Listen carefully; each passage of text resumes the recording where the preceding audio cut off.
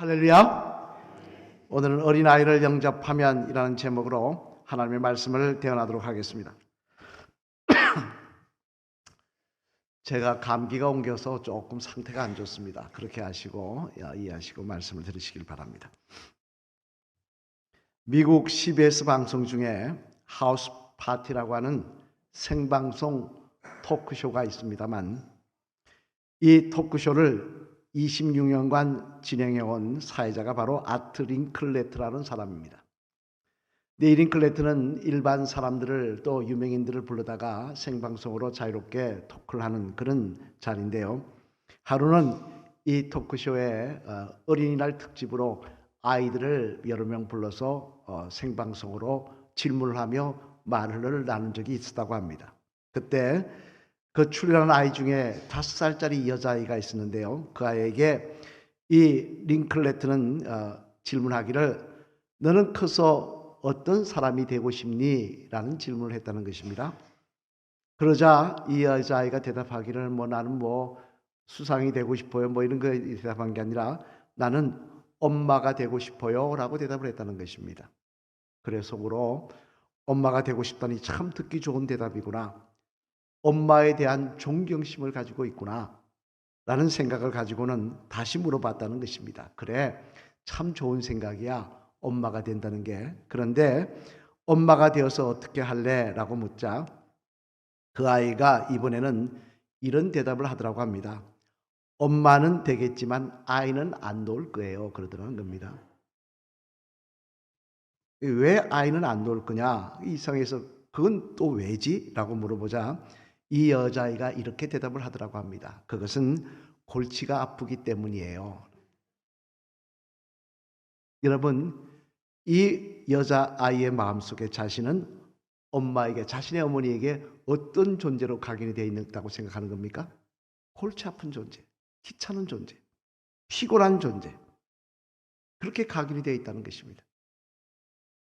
이러니 이 어린 아이가 자라면서 어떻게 자신에 대해서 긍정적인 자상을 만들어갈 수가 있겠습니까?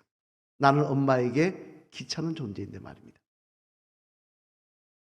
하지만 이는 비단 그 아이의 어머니만의 문제가 아니라 우리들도 성도라고 하면서 때때로 부모로서 자녀들에게 부정적인 모습을 보여줄 때가 많은 것이 사실입니다만, 그런 면에서 오늘 본문의 말씀을 보면 주님께서는 그런 우리들에게 성도가 어떤 모습으로 어린아이들과 같은 약자를 대해야 하는지에 대해서 중요한 말씀을 하고 계시는데요. 오늘 본문 48절 말씀 앞을 보시며 한번 같이 읽어보시겠습니다. 시작. 이런 곧 나를 영접하며 또 누구든지 나를 영접하면 곧 나를 보내신 이를 영접함이라. 너희 모든 사람 중에 가장 작은 그가 큰 자니라. 아멘. 무슨 말씀이에요? 주님께서 뭐라고 말씀하시느냐? 어린 아이를 대할 때 그냥 가볍게 무시하지 말고 마치 나를 대하듯이 영접하라. 즉 아주 소중하게 대하라 라고 말씀하시더라는 거예요. 성도는 자녀들을 대할 때 귀찮은 존재, 피곤한 존재가 아니라 내 인생의 소중한 존재로 그렇게 대하는 모습이 있어야 된다는 것입니다. 그래야 그런 모습을 보시는 하나님께서 그런 우리들을 기뻐하시며 너는 성도답다, 내가 기대하는 어버이답다 라고 인정해 주실 것이라는 말씀입니다만, 그러면 여러분, 우리가 우리의 자녀들을 어떻게 대하는 것이 주님이 원하시는 소중한 모습으로 대하는 것일까요?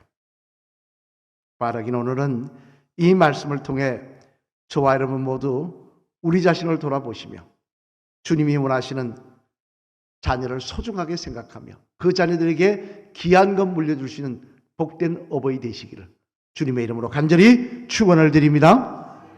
그러면 우리가 우리들의 자녀들을 어떻게 대하는 것이 주님이 원하시는 소중한 모습으로 대하는 것일까? 그 내용을 살펴보면요, 먼저 첫째로 우리 앞을 보시며 같이 한번 읽겠습니다. 시작. 우리들이 바른 사랑의 모습으로 자녀들을 대하는 것입니다. 어떻게 대하는 것이라고요? 바른 사랑의 모습으로. 마태복음 18장 6절 말씀 앞을 보시며 같이 읽어보시겠습니다. 시작. 누구든지 나를 믿는 이 작은 자 중 하나를 실족하게 하면 차라리 연자 맷돌이 그 목에 달려서 깊은 바다에 빠지는 것이 나으니라. 아멘. 무슨 말씀입니까? 이 말씀은 오늘 본문 말씀과 이어지는 말씀으로 여기에 보면 자녀들을 주님이 원하시는 소중한 모습으로 대하되 특별히 어린 아이들이 실족하지 않게 하는 것이 소중하게 대하는 일의 시작이다라고 말씀을 하십니다. 어린아이들이 실족하지 않게 대하는 것이 시작이라는 거예요. 그러면 여러분, 우리 아이들이 가장 많이 실족하고 상처를 받는 것이 무엇이라고 생각을 하십니까? 돈이라고 생각할까요? 돈일까요? 아니면 성적이나 친구일까요? 물론 그런 것도 있을 수 있었을 것입니다. 하지만 가족 상담 연구소의 자료에 하면요, 가장 큰 요인이 무엇이냐? 어른들의 모습, 특히 부모님들의 말과 행동이 가장 큰 요인이라는 것입니다. 사랑이라는 미명하에 내 욕심과 내 기대치가 반영된 잘못된 말과 행동이 자녀들의 마음에 상처를 남긴다는 거예요. 그래서 겉으로 보기에는 멀쩡한 가정이고 경제적으로도 어려움이 없는 가정인데 아이들이 가출하고 또 가출하고 싶은 마음을 갖고 이렇게 된다는 것입니다. 얼마 전 한 기독교 서적을 보다 보니까 가정의 달 특집을 다루면서 이런 글을 실은 것을 보았습니다. 그 글은 한 가정에서 아들이 아버지에게 만약에 저는 아무리 공부를 해도 잘 안 됩니다. 아버지, 그러니 학교를 그만 다녔으면 합니다. 라고 말을 했을 때 아버지들이 보통 어떻게 반응하느냐를 갖다가 11개로 나열해 놓은 것을 봤는데요. 한번 들어보시면서 내 모습은 어떤지 한번 돌아보시길 바랍니다. 먼저 첫 번째는 그런 말을 들었을 때 아버지의 모습으로 명령하는 쪽이라고 하는 것입니다. 그래서 무슨 뚱땅지 같은 소리냐? 쓸데없는 소리 그만하고 공부나 해 라고 말한다는 것입니다. 두 번째는 경고와 위협의 타입이라고 합니다만 이런 분들은 그만두면 너만 인생 나고자 된다. 너 인생 종치는 거야. 이렇게 한다는 것입니다. 세 번째는 훈계와 설교형이라고 하는데요. 이런 아버지들은 공부해서 남주냐? 다 너 잘되라고 하는 것이지? 라고 한다는 것입니다. 네 번째는 충고형이라고 합니다만 그래서 이런 분들은 이렇게 말을 한다는 겁니다. 너 공부하는 방법을 좀 바꿔보면 어떻겠니? 아니면 학원을 좀 옮겨볼까? 이렇게 이야기한다는 거예요. 다섯 번째는 논리적인 설득형이 있다고 합니다만 이런 분들은 어떻게 이야기하느냐? 너 지난번에 나하고 약속한 것이 있지 않느냐? 약속은 지켜야지 라고 한다는 거예요. 또 여섯 번째는요, 비난형인데요. 이런 분들은 이렇게 말한다는 겁니다. 어쩌자고 그런 철딱선이 없는 이야기만 골라 하니 참 보기 좋다. 일곱 번째는 욕설을 하는 형이라고 합니다만 이런 분들은 말을 시작하기 전에 먼저 이 말부터 한다고 한답니다. 야, 이 미친놈아 이렇게 한다는 겁니다. 여덟 번째는요, 분석하고 진단하는 형이라고 합니다만 이런 분들은 말을 들을 때 이렇게 이야기한다는 겁니다. 너 요즘 정신이 제정신이 아니구나. 학교에서 무슨 일이 있었니? 아홉 번째는 동정하고 위로하는 형인데요. 이런 분들은 이런 말을 한다고 합니다. 성적이야 떨어질 수도 있지. 공부 잘한다고 다 훌륭하게 되는 것 아니야. 누구나 다 한 번쯤은 그런 생각해 본단다. 라고 이야기를 한다는 것입니다. 열 번째는 따지는 형인데요. 이런 분들은 이런 말을 듣고 나서부터 앉아서 따지기 시작한다. 너 앉아봐라. 그리고는 뭐냐면 언제부터 그런 생각하기 시작했니? 왜 그런 생각을 하는 거지? 라고 따진다는 거예요. 마지막 11번째는요, 사랑형인데 이런 분들은 이렇게 말을 한다고 합니다. 너 그 정도면 공부 잘하는 것이다. 너무 실망하지 마라. 네가 학교 그만두더라도 아빠는 너를 사랑한다. 너한테 절대 실망하지 않을 테니 걱정하지 말고 건강 조심해라. 이렇게 이야기한다는 거예요. 여러분은 이 이야기를 들으면서 본인이 어디에 속한다고 생각을 하십니까? 다 자녀를 사랑하지 않아서 하는 말이 아닙니다. 다 자녀를 사랑해서 하는 말입니다. 그런데 재미난 사실은 그 사랑의 말이 어떻게 표현하냐에 따라서 전혀 다른 결과를 가져오더라는 거예요. 훈계하거나 비판하는 것이 똑똑하고 바른 소리 같은 것 같은데 그 말이 더 아이들의 마음에 상처를 남기더라는 것입니다. 머리로는 이해가 가지만 가슴으로는 받아들이지 않더라는 거예요. 대신 너한테 실망하지 않는다. 나는 그래도 너를 무조건 사랑한다는 이 사랑의 말이 자녀를 변화시키고 다시 학교 생활에 열심을 내게 만들더라는 것입니다. 이런 동안 미국 볼티모어 대학교에서 낸 보고서에도 같은 내용의 글이 기록되어 있었는데요. 볼티모어에 있는 빈민구를 25년 전에 관찰한 적이 있었는데 그곳에는 아편 중독자와 알코올 중독자들이 많이 모여 사는 동네였기에 뭐라고 사회학자들이 결론을 내렸냐? 이곳에서 자라는 아이들의 미래는 없다. 왜? 보고 배우는 것이 맨날 마약하고 술 먹는 것밖에 없으니까, 보고 배울 것이 없으니까 미래가 없다라고 보고를 적어냈습니다만, 그런데 25년이 지난 다음 그곳을 다시 조사해 봤더니 그 자녀들 가운데 목회자도 나오고 목사님도 나오고 교육자도 나오고 과학자도 나오고 신앙으로 좋은 인물도 많이 나와 있더라는 거예요. 그게 어떻게 이럴 수가 있는가? 부모가 저런데 보고 배울 게 없는 동네에서 어떻게 저럴 수 있는가 알아봤더니 한 여자 전도사님이 한평생 그곳에서 살면서 사역하면서 그 아이들을 모아놓고 가르치고 돌봤다고 하는데요. 그분의 교회의 특징은 뭐냐? 너 A 플러스 B 하면 C라는 거 잘 외워야 된다는 게 아니라 누구라도 어떤 아이라도 안아주면서 나는 너를 사랑한다라고 했다는 거예요. 나는 너를 사랑한다고 안아줬더니 그 아이들의 결과가 그렇게 됐다는 것입니다. 여러분, 사람은 자기 자신에 대한 자존감이 높아지면요, 자신이 얼마나 가치 있는 존재이고 사랑받는 존재임을 알게 되면요, 나머지 것은 저절로 올라가게 되어 있습니다. 이는 당장 예수님의 수제자였던 베드로가 그렇지 않습니까?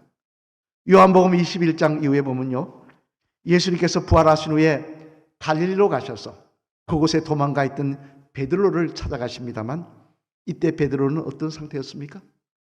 여러분 잘 아시는 대로 그는 예수님을 부인하고 저주까지 하고 도망간 신세였습니다. 그러니 나름대로 실망하고 나름대로 낙심하고 주저앉은 상태였다는 것입니다. 하지만 그런 베드로를 주님께서 찾아가셔서 뭐라고 말씀하셨느냐? 우리 한번 볼까요? 요한복음 21장 17절 말씀 앞을 보시며 같이 읽겠습니다. 시작. 세 번째 이르시되 요한의 아들 시몬아, 주께서 세 번째 내가 나를 사랑하시느냐 하시므로 베드로가 근심하여 이르되 주님 모든 것을 아시오매 내가 주님을 사랑하는 줄을 주님께서 아시나이다. 예수께서 이르시되 내 양을 먹이라. 아멘. 무슨 말씀이에요? 예수님을 얼마 전에 오래지도 않았죠. 네? 오래지도 않았죠. 한 3, 4일 전 아니지 않습니까? 예수님을 부인하고 저주까지 하고 도망간 베드로, 너 왜 그때 그랬느냐? 너 칼 잡고 나한테 내 목이 떨어질지언정 내가 부인하지 않겠다고 그렇게 했지 않느냐? 그렇게 따지지 않으시다는 겁니다. 대신 흔한 말로 묻지도 따지도 않고 사랑으로 품어주시더라는 거예요. 그러자 어떻게 됩니까? 그처럼 낙심하고 절망하던 베드로가 일어나더라는 것입니다. 다시 일어나 주님을 위해 목숨까지 바치는 놀란 주님의 종이 되더라는 것입니다. 사랑장인 고린도전서 13장 5절 말씀해 보면요, 우리들이 행할 사랑에 대해서 이렇게 말씀하십니다. 우리 고린도전서 13장 5절 말씀 앞을 보시며 같이 한번 읽어보실까요? 시작. 성내지 아니하며 아멘. 무슨 말씀입니까? 이는 한마디로 말해 사랑은 자기 중심적인 것이 아니라는 거예요. 사랑은 자기를 주장하지 아니하고 상대방이 있는 그대로 용납하며 기다려주는 게 그게 사랑이라는 거예요. 여러분은 어떤 모습으로 자녀들에게 사랑을 전하고 계십니까? 바라기는 이제부터라도 우리의 자녀들을, 우리 어린 아이들을 있는 그대로 사랑해 주시고 품어주시는 부모님 되셔서 그로 말미암아 우리의 자녀들의 영혼이 시간이 지날수록 풍성해지며 그 부모님의 사랑이 그 마음에 가득 차서 앞으로 하나님 나라의 일꾼으로 귀하게 쓰임받는 역사가 일어나기를 주님의 이름으로 간절히 축원을 드립니다. 둘째로는 또 하나, 어떻게 해야 자녀들을 소중하게 대하는 것인가? 우리 한번 같이 앞을 보시며 읽어보시겠습니다. 시작. 우리들이 바른 믿음을 전하는 모습으로 자녀들을 대하는 것입니다. 무슨 모습이라고요? 바른 믿음을 전하는 모습으로 자녀들을 대하는 것이라는 것입니다. 마태복음 18장 6절 말씀 다시 한번 읽어보시겠습니다. 앞을 보시며 시작. 누구든지 나를 믿는 자 차라리 연자 맷돌이 그 목에 달려서 깊은 바다에 빠뜨려지는 것이 나으니라. 아멘. 무슨 말씀입니까? 이는 앞에 살펴본 대로 자녀들을 소중하게 되기 위해서는 먼저 아이들이 실족하지 않게 하라라는 말씀입니다만, 이 말씀 가운데 또 하나 주목해 볼 말씀은 그겁니다. 누구든지 나를 믿는 이 작은 자 중 하나를 실족하게 하면, 즉 이는 어린아이들을 실족하지 않게 하되 특히 아이들의 믿음이 실족하지 않게 하라는 거예요. 그것이 우리들의 자녀를 정말 소중하게 생각하는 모습이라는 것입니다만, 사실 여러분, 아무리 자녀들에게 잘 해주어서 세상의 온갖 기쁨과 온갖 풍성함을 다 누린다고 하는데, 그 마음속에 예수 그리스도에 대한 믿음이 없다면, 그 마음속에 예수 그리스도를 통한 구원의 확신이 없다면 무슨 소용이 있겠습니까? 아무리 귀한 걸 가져도요, 예수님을 놓쳐버리면 그 인생은 복된 인생이 아닌 것입니다.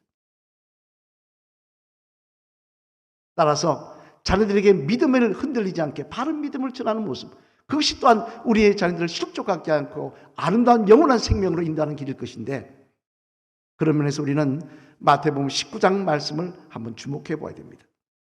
거기에 보면요, 예수님께서 한 동네에 들어가시자 그 동네 어머니들이 자신들의 아이들을 데리고 예수님께 나옵니다. 왜 나왔느냐? 야, 우리 동네에 유명한 분이 오셨다. 뭐 훌륭한 구경 한번 가보자. 그렇게 나온 거 아니에요. 뭐 연예인 왔다. 뭐 누가 대통령 왔다. 한번 구경해 보자. 그렇게 나온 거 아니에요.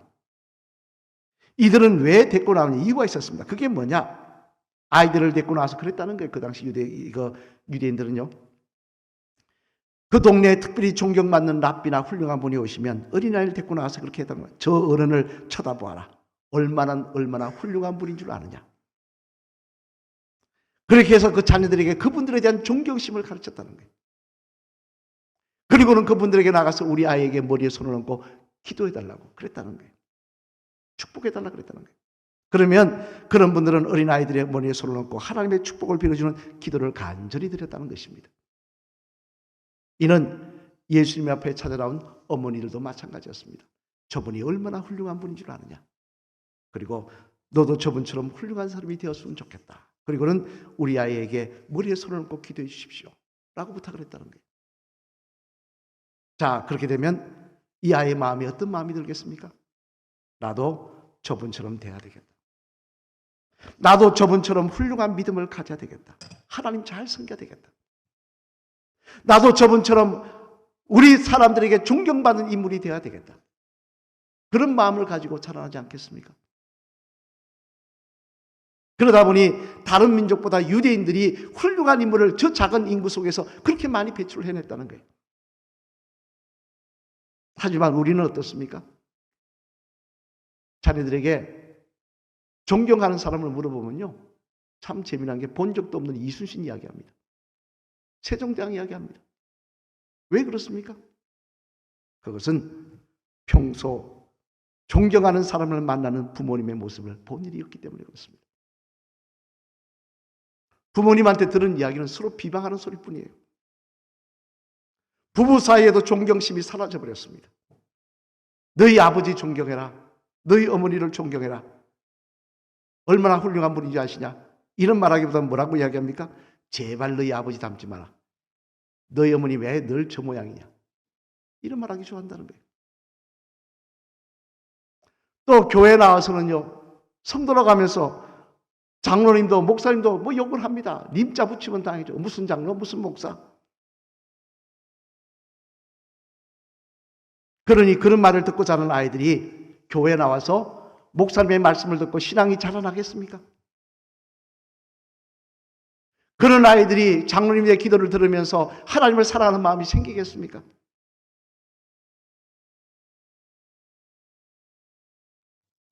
왜 내 자녀가 믿음을 잃어버렸는지 탓할 거 없습니다. 존경을 잃어버린 사회는, 존경을 잃어버린 가정은 어떤 축복도 임할 수가 없는 것입니다. 존경을 잃어버린 가정은요, 절대 바른 믿음이 대를 이어서 나갈 수가 없는 것입니다. 당장 여러분 잘 아시는 노아의 아들 함이 그렇지 않습니까? 아버지를 존경하지 않고 비웃고 비난했던 그 노아, 그 후손들이 어떻게 됐습니까? 하나님을 섬기지 않고 저주받는 인생이 되지 않았습니까? 그래서 베드로전서 5장 5절 말씀해 보면요, 베드로 사도는 이렇게 우리들에게 권면합니다. 우리 베드로전서 5장 5절 말씀 앞을 보시며 같이 읽어보실까요? 시작. 젊은 자들아, 이와 같이 장로들에게 순종하고 다 서로 겸손으로 허리를 동이라. 하나님은 교만한 자를 대적하시되 겸손한 자들에게는 은혜를 주시느니라. 아멘. 무슨 말씀입니까? 하나님께서는 겸손한 모습으로 어른들을 존경하는 사람에게 은혜를 더하여 주신다는 거예요. 그래서 그를 통해 하나님의 은혜가 이어지게 하며 그를 통해 믿음의 유산이 이어지게 하시겠다는 것입니다. 여러분 평상시 자녀들에게 어떤 부분을 가르쳐주고 있습니까? 정말 바른 믿음의 자녀로 자라나기를 원한다면요, 아이들 보는 앞에서 교회 흉, 목사님 흉 욕하고 장로님 욕하고 다른 교인 욕하고 그러지 마셔야 됩니다. 그 마음속에 정말 존경심을 가르쳐주며 숨기는 모습을 보여줄 때 그들의 모습이 다시 믿음이 이어져서 예수 그리스도를 통하여 영원한 생명을 누리는 귀한 믿음의 자녀들로 자라나는 역사가 분명히 일어나게 될 줄로 믿습니다. 사랑하는 성도 여러분, 이제 말씀을 마치려고 합니다. 반브렌이라는 사람이 있습니다만 그가 적은 부모의 기도라는 글을 제가 한번 읽어볼 텐데 잘 들어보시길 바랍니다. 오 하나님, 저로 훌륭한 부모가 되게 하여 주옵소서. 제 자녀를 이해할 수 있게 하시며 그들이 말하는 것을 진지하게 듣게 하시며 그들의 모든 질문에 부드럽게 대답할 수 있도록 하여 주옵소서. 저로 하여금 그들의 생각을 가로막거나 꾸짖지 말게 하시고 그들이 어리석은 행동을 하거나 실수를 할 때 비웃지 않도록 하여 주옵소서. 그리고 제 자신의 권위나 만족을 내세우려고 그들을 나무라는 일이 없도록 하여 주옵소서. 매 순간마다 제 말과 행동을 통하여 정직함이 옳음을 알려줄 수 있게 하여 주옵소서. 제가 기분이 언짢을 때 저의 입술을 지켜주시고 그들이 어린아이라는 것과 그들이 어른과 같이 행동할 수 없음을 항상 기억하게 하여 주옵소서.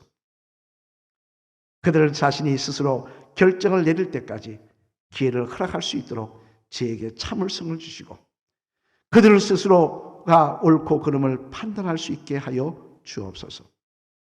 저를 정직하고 바르며 친절한 부모가 되게 하여 주시고 그들에게 존경받고 본이 되는 부모가 되게 하여 주옵소서.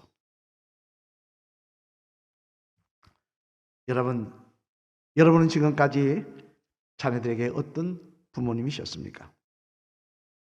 자녀들에게 바른 사랑의 말과 바른 사랑의 모습으로 그 영혼을 풍성케 해주는 부모님이셨습니까? 아니면 그 영혼에 상처를 남기는 부모님이셨습니까? 아니면 내 욕심과 또 자녀에게 존경심을 가르치며 바른 믿음을 심어주는 부모님이셨습니까? 아니면 자녀들의 믿음조차 흔들리게 하는 그런 부모님이셨습니까? 우리는 자녀들을 위해 기도합니다. 그것도 중요합니다만 그 이전에 여러분의 바른 사랑을 통하여 여러분의 자녀들이 영혼이 풍성해지기를 소망합니다. 또한 여러분의 모습을 통하여 여러분의 자녀들이 믿음의 유산이 이어지는 역사가 일어나기를 소망합니다.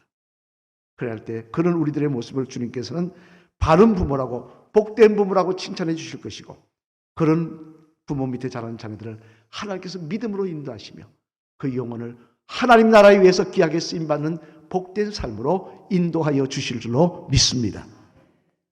우리 한번 좀 따라 하실까요? 집사님의 자녀가 주님 안에서 바른 믿음을 가지고 기뻐하며 승리하는 역사가 집사님 때문에 일어나기를 바랍니다. 할렐루야! 저와 여러분 때문에 그런 역사가 일어나기를 소망합니다. 오늘 본문 48절 말씀 앞을 보시며 다시 한번 읽어보실까요? 시작. 그들에게 이르시되 누구든지 내 이름으로 어린 아이 곧 나를 영접하며 또 누구든지 나를 영접하면 곧 나를 보내신 이를 영접합니다. 너희 모든 사람 중에 가장 작은 그가 큰 자니라. 아멘. 바라기는 이 말씀 기억하시며 바른 사랑의 모습과 존경심을 통한 바른 믿음의 전수자가 되는 부모님, 바른 사랑과 바른 은혜를 누린 자녀에게 여천대로주는 기쁨의 부모님 되셔서 우리의 자녀들이 주님 안에 축복의 삶을 살아가는 귀한 역사가 일어나기를, 풍성한 삶을 살아가는 역사가 일어나기를 주님의 이름으로 간절히 축원을 드립니다.